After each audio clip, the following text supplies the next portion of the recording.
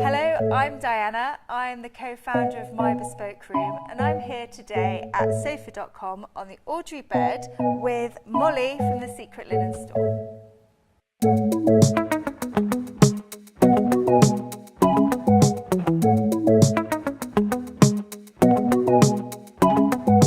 Molly, what are the most popular types of fabrics?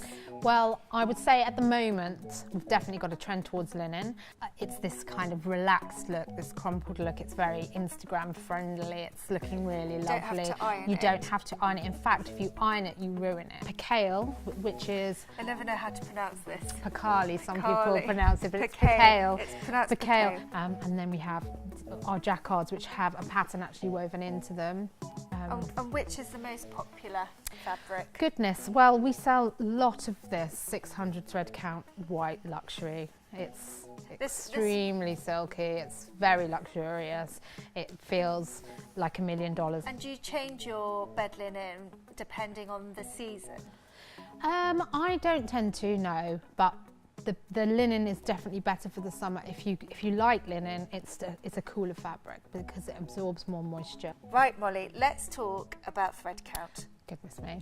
What does it actually mean?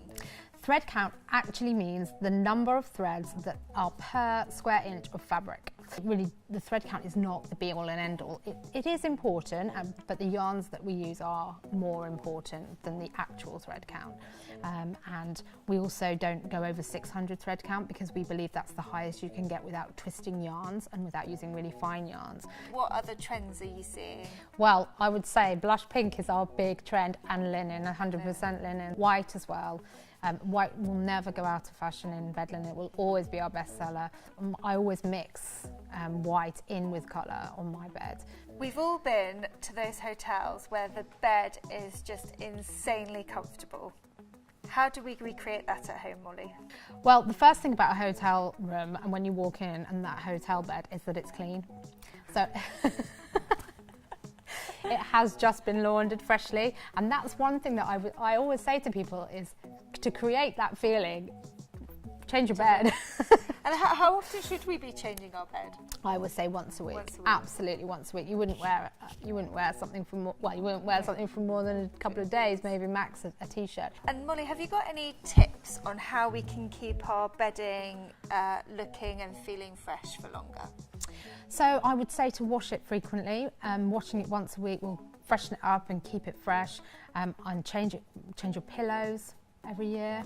What, pillows, the actual pillow, yeah, right? Because they're the part that gets the most wear, and I would say you should refresh that. You should make sure that they're plump, and make sure that they're, that you've got that experience when you get into bed. Do you make your bed every morning? I have to. It's I'm the part same. of my.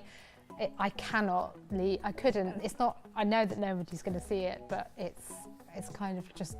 It's about the day, the beginning of the day, and moving on, and You've it's achieved done. something Yeah, quite I couldn't. early on. In fact, if I change the bed and I leave it, strip it in the morning and then make it in the evening, I don't even like leaving it like that during the day because it just. I don't know. It's part of my day, and also because I do it for a living. I think it's. It's like having your hair done, or it's just making sure that everything is in its place.